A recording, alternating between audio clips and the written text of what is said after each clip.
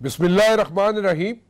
एक मरतबा फिर आपने देखा जनाब मियाँ नवाज शरीफ साहब जो है उनका एटीट्यूड जो है एक हॉस्टाइल हो गया है, एकदम जारहाना तरीके से आधी विकेट पे आके खेलना शुरू कर दिया उन्होंने। क्या ये वजूहात क्या है इस चीज़ की? क्या वजूहात ये है कि कल जो जलसा हुआ इमरान खान साहब का मीनार पाकिस्तान पे, वो जलसा क्या देख के खौफजदा हो गए मियाँ साहब, या वो जलसा इस तादाद में लोग नहीं आ सके और मियाँ साहब ने कहा कि बस पीटीआई की खेल ख़त्म हो गया इसलिए ऐसा हुआ, या कुछ और वजूहात है? एक चीज़ और जो निशानदही की मियाँ नवाज शरीफ साहब ने, उन्होंने कहा जी कि हो सकता है मुझे सज़ा भी दे दी जाए, लेकिन डिस्ट्रिक्ट टू डिस्ट्रिक्ट जाने का फ़ैसला भी कर लिया और कहा जनाब कि चाहे रमज़ान भी आ जाए, रमज़ान से पहले एक जगह बैठेंगे, वहाँ पे जनाब इफ्तार करेंगे और उसके बाद फिर दूसरी जगह जाएंगे, ताकि 30 के 30 रोज़े 30 अफ्तारियाँ मुख्तलिफ़ जगहों पे मियाँ साहब करने का इरादा रखते हैं। मियाँ नवाज शरीफ साहब का तो हॉस्टाइल एटीट्यूड एक मरतबा फिर हो गया है। इमरान खान साहब जो है वो क्या करना चाह रहे हैं? एजेंडा उन्होंने दिया, 11 पॉइंट का एजेंडा उन्होंने दिया, और मेरे ख्याल में जो भी लोग हैं, जितने पाकिस्तानी हैं, वो यही चाहते हैं कि यही चीज़ें इम्प्लीमेंट भी हों। क्या इमरान खान साहब ये चीज़ें इम्प्लीमेंट कर पाएंगे? क्योंकि it's not a easy task, it is a difficult task, लेकिन इमरान खान साहब बड़े ऑप्टिमिस्टिक हैं और लगता ऐसे है कि वो सारी चीज़ें कर लेंगे। पीर साबिर शाह साहब मेरे साथ मौजूद है, बहुत बड़ा नाम, और मैं बहुत उनकी इज़्ज़त करता हूँ दिल से। मुस्लिम लीग नून से इनका ताल्लुक़ है, बहुत अरसे बाद कहीं खो गए थे, आए हैं आज मेरे काबू। बहुत बहुत शुक्रिया आपका, आप आए शाह जी। और शौकत यूसुफ ज़ई साहब, शौकत यूसुफ ज़ई साहब जनाब इस वक्त सफ़र कर रहे हैं, सफ़र जो है वो उर्दू वाला सफ़र कर रहे हैं और इस वक्त मोटरवे पे हैं, और उनसे भी हम बात करेंगे, उनकी भी इनपुट लेंगे। नाज बलोच साहिबा पीपल्स पार्टी से हमारे साथ मौजूद हैं, वो भी हमारे साथ मौजूद होंगी। सब का बहुत बहुत शुक्रिया। शाह जी आपसे शुरू करना चाहूँगा, ये मियाँ नवाज शरीफ साहब ने इतना एक दफ़ा फिर आधी विकेट पे आके खेलने की कोशिश की, और आज जो वर्कर्स को उन्होंने खिताब किया और उन्होंने कहा जनाब कि आपने डरना नहीं है, मैं आपके साथ हूँ और मुझे सब पता चल गया, और ना ये मुशर्रफ वाला दौर है, ना यहाँ पे अब फ़ौज आएगी। कहना ये चाह रहे थे वो वैसे कि फ़ौज भी नहीं आएगी और मैं भी नहीं डरता, और आप लोग भी मत डरें और सीधे हो जाए। सो ये हॉस्टाइल एटीट्यूड एक मरतबा फिर क्यों? देखें जी, जब तक मियाँ साहब के एटीट्यूड का ताल्लुक है, मेरे ख़्याल में मियाँ साहब ने शुरू से ही उन्होंने कभी थोड़ा सा बीच में नरमी आ गई थी ना, सबमिशन नहीं की। नहीं, थोड़ी सी नरमी आई थी पिछले कुछ दिन पहले। नरमी तो आप देखें कि वो किन हालात से गुजर रहे हैं। एक तरफ जुडिशरी एंड मिलिट्री के अगेंस्ट बातें करने में थोड़ी सी नरमी आ गई थी जी। मेरे ख्याल में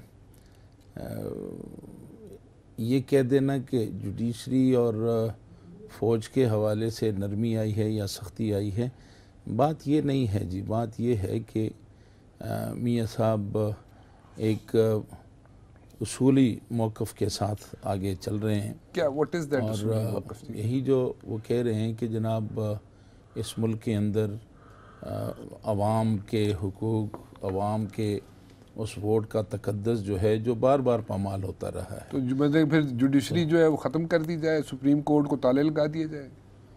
नहीं, मेरे ख्याल में जमहूरियत को हमेशा के लिए ख़त्म करके और बाकी अदारों को रहने दिया जाए।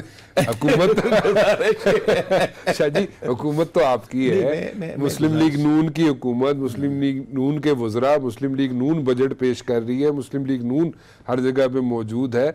मतलब क्या जमहूरियत को कहाँ पे ताले लगा? देखिए, मुस्लिम लीग नून की हुकूमत है, वज़ीर आज़म मुस्लिम लीग नून का है, बिल्कुल है। अब्बासी साहब आपके भी दोस्त, हुकूमत हमारी है, और हम ही हैं जो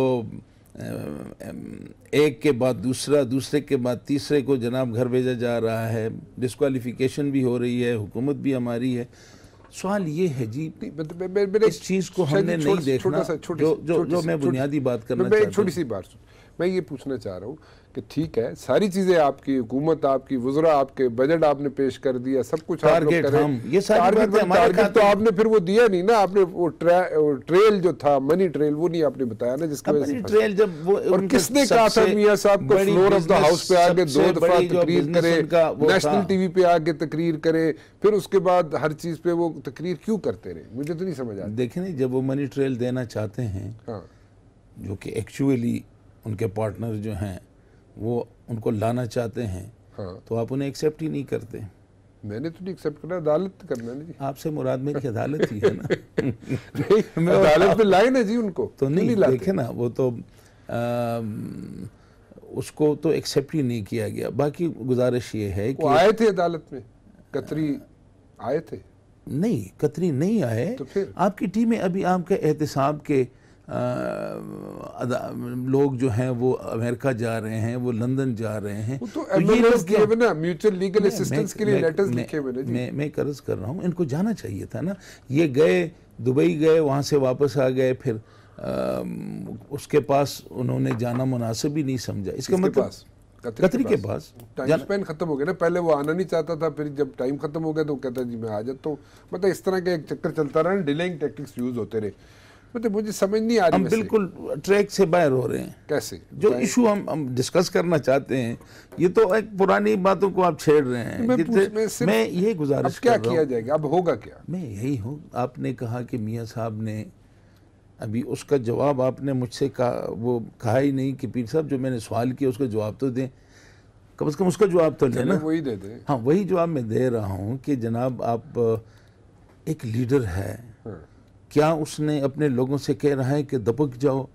नहीं, वो तो कह रहा है खुल के आ जाओ, सामने आ जाओ। वो कह रहे हैं कि अब मत, डरना भी नहीं है, जवान मर्दगी के साथ इलेक्शन आ रहा है, इलेक्शन में आगे चलो, मुकाबला करो, इलेक्शन हमने जीतना है, चीता बन जाओ।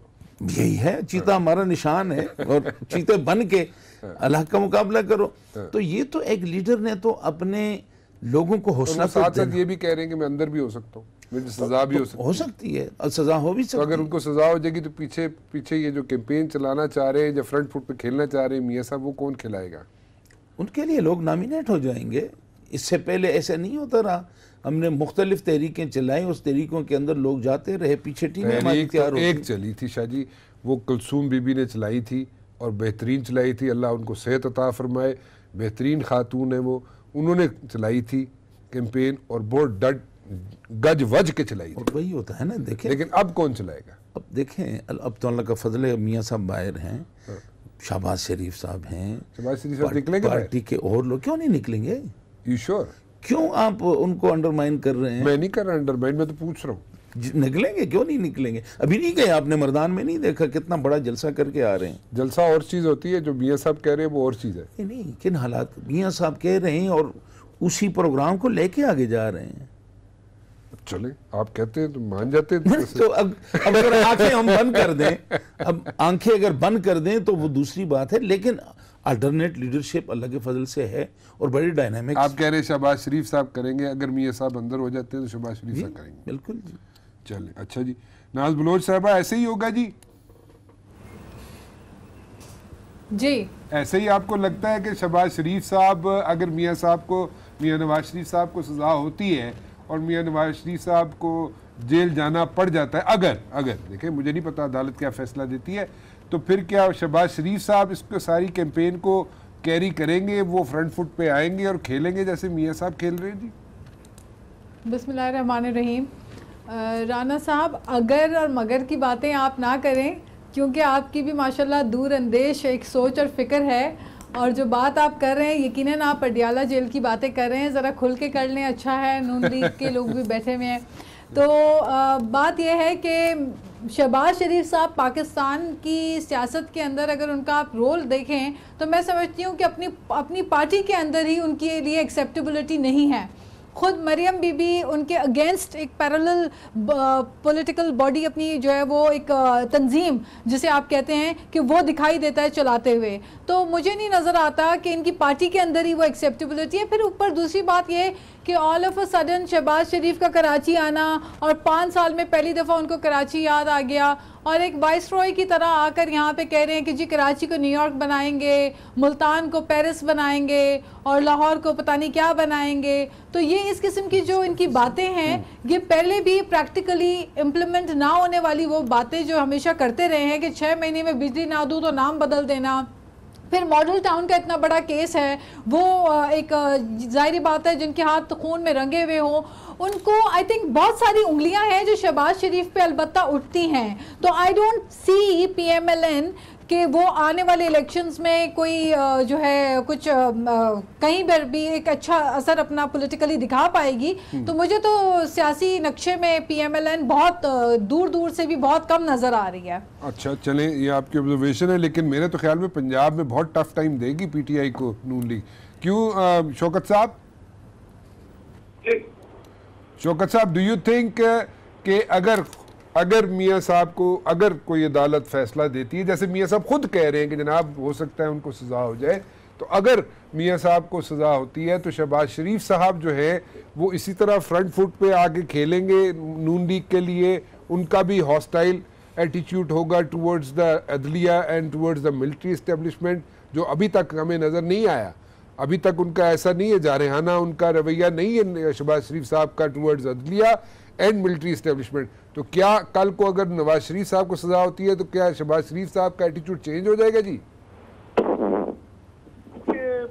शहबाज शरीफ और नवाज शरीफ की सियासत में फर्क तो है, लेकिन जो उनको पार्टी मिली है ना, वो पार्टी अब वो PMLN नहीं रही। अब तो उसमें बहुत बड़ी जो है ना टूट फूट हो रही है। अभी आप देखेंगे कि जब इनको सजा होगी, ये जेल जाएंगे, इधर से पीछे से पार्टी जो है ना वो वॉश आउट हो जाएगी। ये तो फिर साहब बैठे हैं, मेरे बड़े हैं, मैं इनकी बड़ी रिस्पेक्ट करता हूँ, लेकिन मैं भी बड़ी रिस्पेक्ट करता हूँ जो कुछ पार्टी लीडरशिप से हुआ है, और फिर इनके जो अभी पीर साहब जैसे लोग तो अभी निकल आए ना, जो इनको मशवरे देते थे, तिलाल चौधरी और वो दानियाल अजीज, वो कहाँ अभी नजर भी नहीं आ रहे हैं।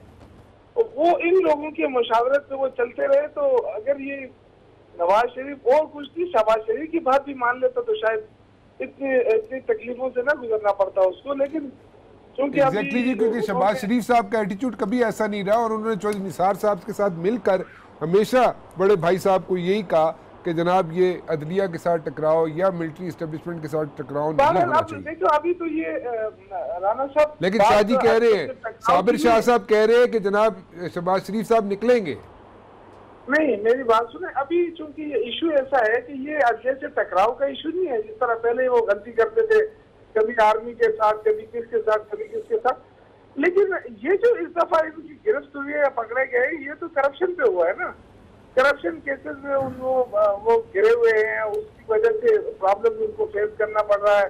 जिस तरह आपने कहा मनी ट्रेल उनके पास है ही नहीं, तो मनी ट्रेल कहाँ से आएगा? कतरी खत तो वो तो जाया हो गया ना, अब उसकी तो अहमियत ही नहीं रही। बिल्कुल ठीक है जी। तो असल इशू ये है कि ये जो जब जेल जाएंगे ना और लोगों को यकीन हो जाएगा कि PMLN खत्म हो गई, तो उसके बाद ही पीछे मुड़ के देखेंगे कोई होगा नहीं। लेकिन शौकत यूसुफ जई साहब, उल्टा भी हो सकता है काम। अगर मुझे नहीं पता अदालत क्या कहती है, लेकिन अगर मियाँ साहब को जेल होती है तो फिर ये भी तो हो सकता है कि मियाँ साहब को सिंपैथी वोट मिल जाए, तो लोग कहें जनाब देखो जी मियाँ साहब को अंदर कर देता है जी। बात सुने, मियाँ साहब को कोई मार्शाल्लाह लगा के नहीं हटाया जा रहा है कि इनको हमदर्दी के वोट मिलेंगे। मियाँ साहब के ऊपर 300 अरब रुपए की करप्शन के केसेस हैं, तो क्या पाकिस्तान के लोग करप्शन को पसंद करेंगे?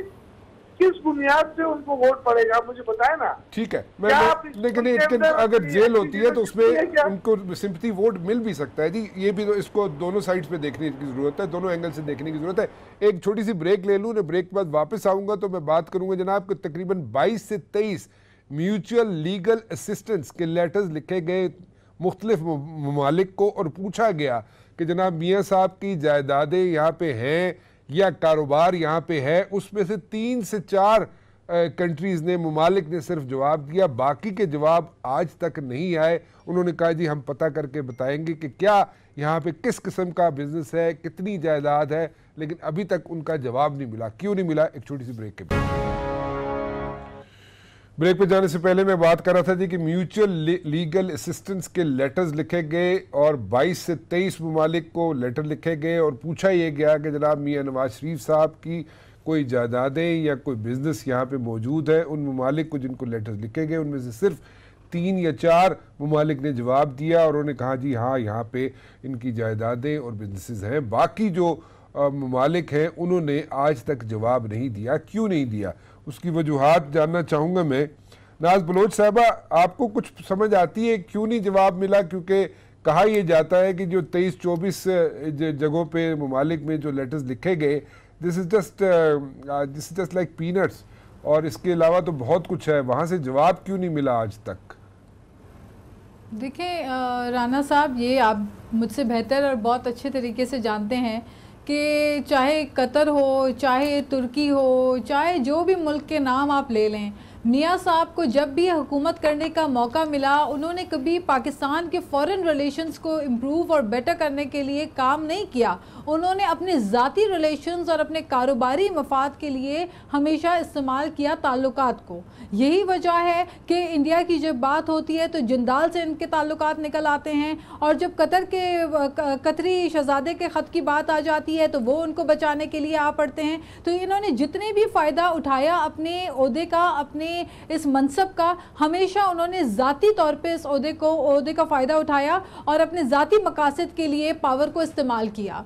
तो दिस इज़ वेरी क्लियर, ये तो सब जानते हैं। अपने अब कौन इनके तमाम जो प्रॉपर्टीज़ हैं, जो असासे बैरून मुल्क हैं, वो किस किस के नाम पे हैं, कौन से नौकरों के नाम पे हैं। यहाँ तो मालियों के नाम पे भी जो है वो अरबों रुपए के, करोड़ों रुपए के शेयर्स ले लिए जाते हैं। तो ये तो आपको पता है कि करप्शन जो है वो तो ऐसे की जाती है कि ताकि उसके कोई रूट्स ना हो या उसके कोई फुटप्रिंट्स ना छोड़े जाएं। लेकिन अलबत्ता बहुत खुशाइंद बात यह है कि पहली दफ़ा पाकिस्तान में करप्शन के चार्जेस के ऊपर किसी वज़ीर आज़म को बरतरफ होना पड़ा है। तो ये एक अच्छा साइन है। लेट्स सी आगे आगे कौन कौन इसी तरीके से ट्रैप होता है और कौन कौन अपने करप्शन के एलिगेशंस के ऊपर, इन चीज़ों के ऊपर कौन कौन जकड़े में आता है, शिकंजे में आता है। I think it should be across the board.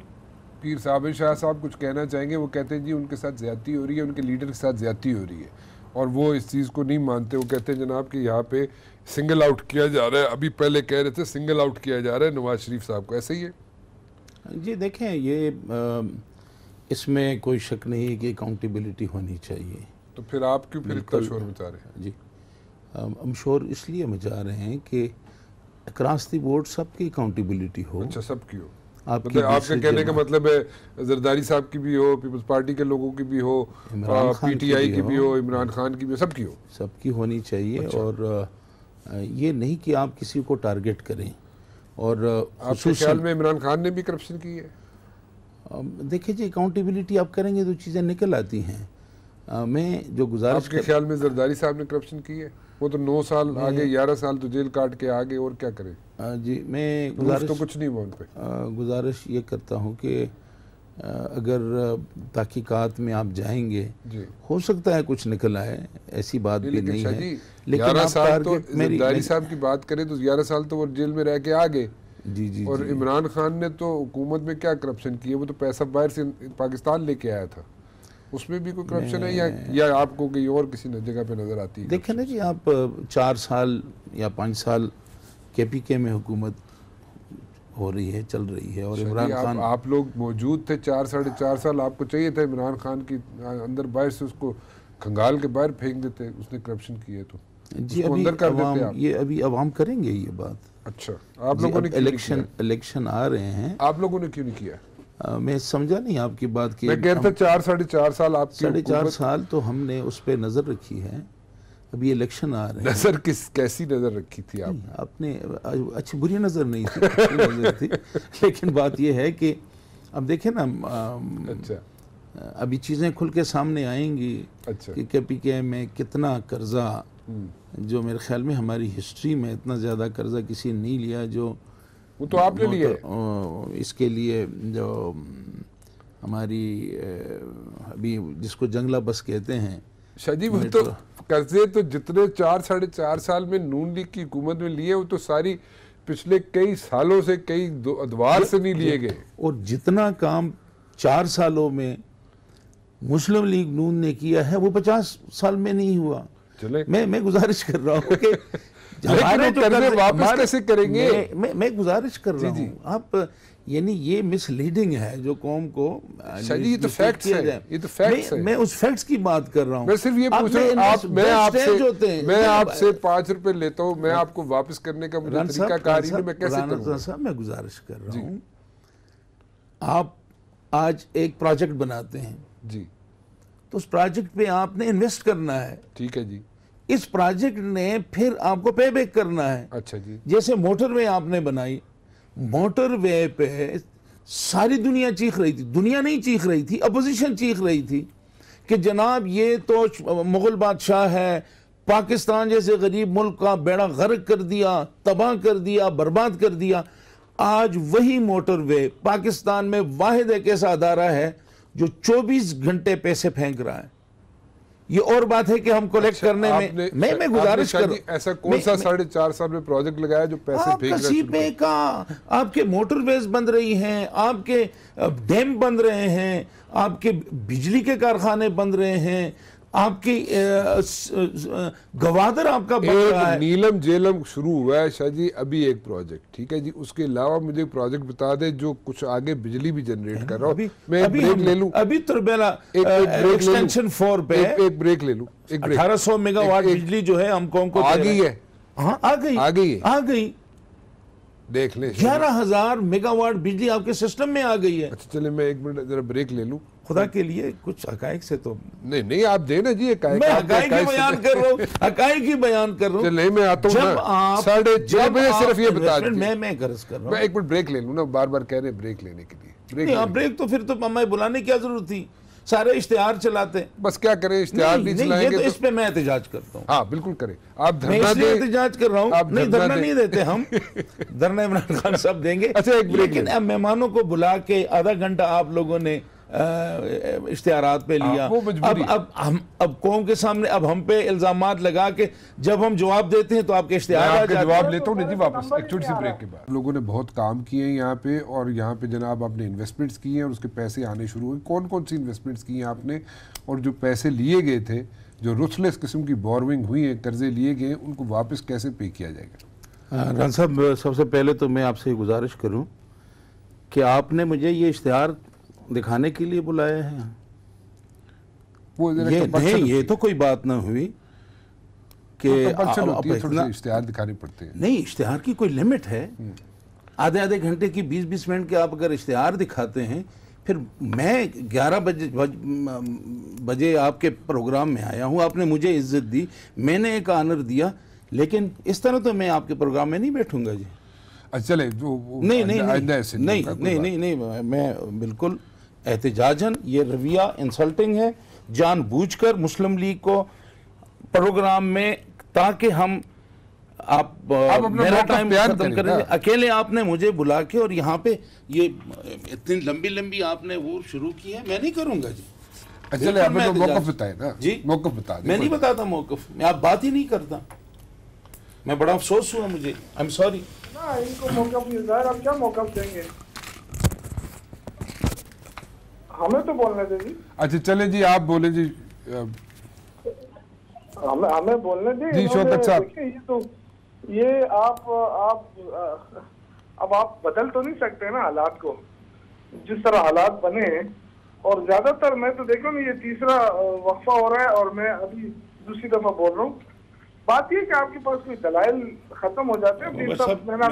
मैं चूंकि मेरे भाई ने कह दिया कि हमारे पास वो दलाइल नहीं है, आपने करप्शन की बात की। नहीं देखे ना, देखे ये बात नहीं, ये कोई तरीका नहीं होता। ये तो आपको भी इस पे साथ देना चाहिए था, जिस तरह हम आके बिठा के और इतने लंबे इन्होंने गैर जरूरी, ये पहली दफा नहीं, देखे ना, ये पहली दफा नहीं हो रहा। अकेले सिर्फ पीटीआई को टारगेट किया जाता था, वो हम सिचुएशन को बड़े अच्छे अंदाज में। चले साबिर शाह साहब की बात तो मौक़िफ़ तो सुन लें जी। साबिर शाह साहब क्या आप बताएं? नहीं, मैंने एक उसूली एहतजाज किया जिस पे आपसे कम अज़ कम मुझे ये तवक्को नहीं थी कि जनाब इनके पास दलाइल नहीं है, दलाइल किसी के पास भी नहीं है। गुजारिश ये है जी करप्शन की बात की है, आपने कहा कि इतनी इन्वेस्टमेंट की है, इतनी इन्वेस्टमेंट पे हमने डिलीवर किया है। जब आप इन्वेस्ट करते हैं, इन्वेस्ट नहीं करेंगे आपके प्रोजेक्ट कहाँ से आएंगे?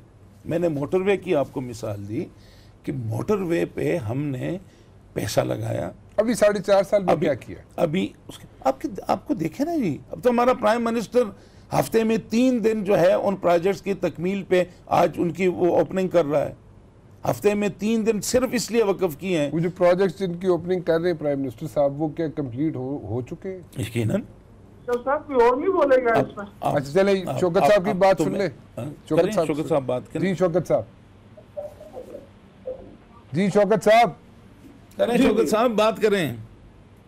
नहीं आप मुझसे पूछे ना, लेकिन मैं सिर्फ ये अर्ज कर रहा था। देखिए इन्होंने शुरू में कहा कि जी बहुत सारे इश्यूज उन्होंने उठाए, लेकिन मेरी हमदर्दी है इनके साथ। लेकिन बात ये कि जहाँ पे प्रॉब्लम आ जाती है करप्शन की, देखिए सियासी लोग तो इल्जाम तराशी ये चीजें तो चलती रहती है, इसमें इतना वो नहीं होता है। लेकिन जब हकायक आ जाते हैं, जब अदालतें सामने आ जाती हैं, जब फैसले सामने आ जाते हैं, तो मेरे ख्याल से उसको फिर दलाइल के साथ फेस करना पड़ता है ना। उसमें तो फिर ये नहीं हो सकता कि आप अच्छा चले जो अच्छा एक रुथलेस बॉर्विंग हुई शौकत साहब, वो कह रहे हैं कि इधर यहाँ पे पीर साबिर शाह साहब कहते हैं जी हमने बोरविंग जो की है, जो हमने कर्जे लिए हैं उनको प्रोजेक्ट्स में लगाया और उनकी इनकम आनी शुरू होगी। सर जी मेरी आवाज सुने सर जी। जब पाकिस्तान की हुकूमत खत्म हो रही थी तो पाकिस्तान की आवाम जो है ना वो 35,000 रुपए फी बंदा कर्जदार था। आज जब इनकी हुकूमत अभी खत्म होने को है तो तकरीबन कोई 1.25 लाख से बढ़ गया कर्जा। अब ये कौन इनसे पूछे कि जी ये कर्जा कहाँ पे लगा है जी, और ये जो आप कर्जा लेते हैं ठीक है। हमने देखिए हमारे बारे में इन्होंने कहा कि इन्होंने बड़ा कर्जा लिया है।